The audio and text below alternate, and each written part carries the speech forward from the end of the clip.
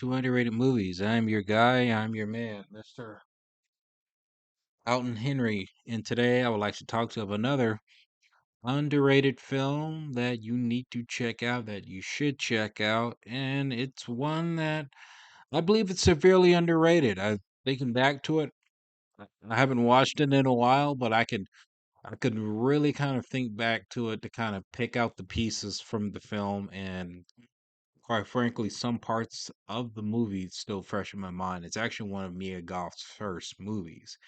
And this is A Cure for Wellness, starring Dane Dehaan, Mia Goth, Jason Isaac. And it's a story centers around a young CEO who is assigned to try to locate one of his former employees who has gone missing.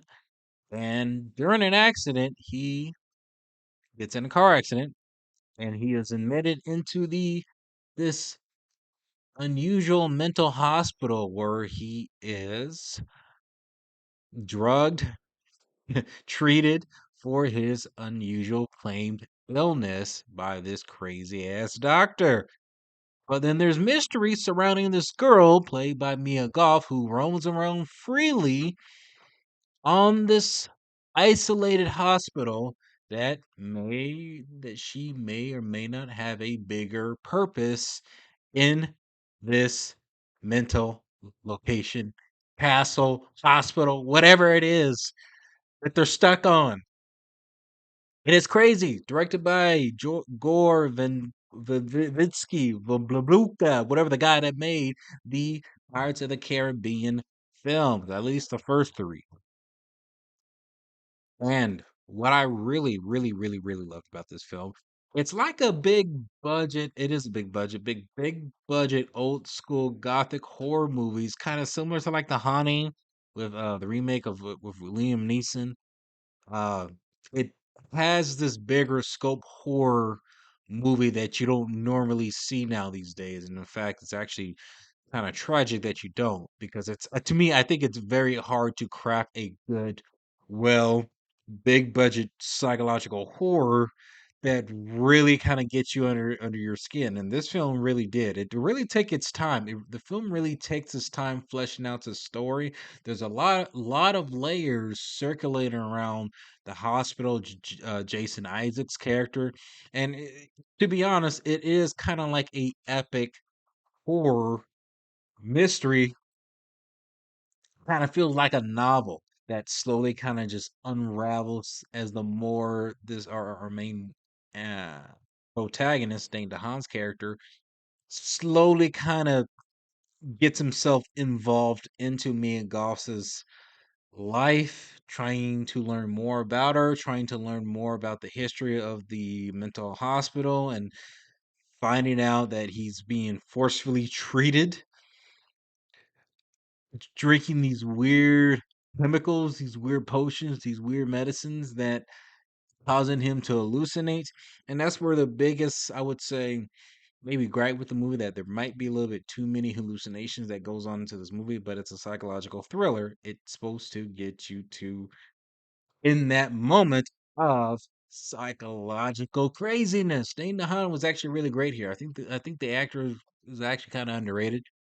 Uh, to me, this is actually one of his best performances that he's done in in any of his films. I mean, the guy almost looks like a younger brother of Leonardo DiCaprio, but here he shines as a leading actor, and I could see him.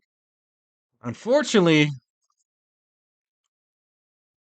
he hasn't taken on too many leading roles, but here I thought this film of him, he was very, very good in here, and so was Mia Goth, who plays this creepy, fragile, but tormented, tragic girl who is pretty much deranged but helpless and feels like she is committed, stuck on this island.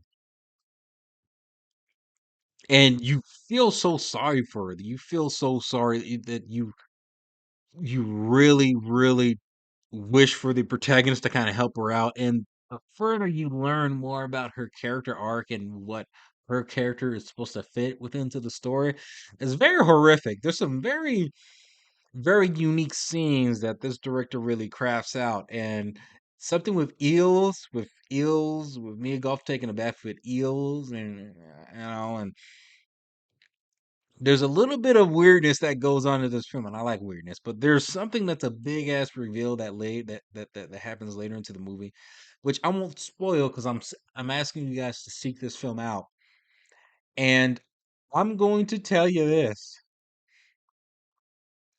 it does feel like old school gothic horror, so it feels bigger scope. It does feel a little bit overlong at times, which I won't lie to you.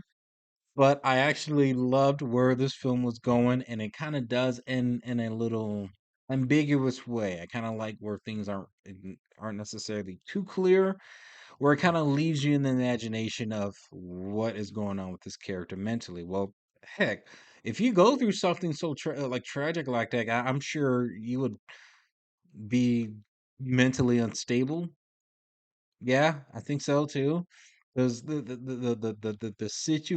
things that this character goes through, and I'm referring to Dane DeHaan's character in this film, is in quite excessive and tormentive, especially on the mind. It's This film is phenomenal. This is a great film. It does remind me a bit of Shutter Island, um, but I feel like with this film, I think the payoff is a bit better than that film.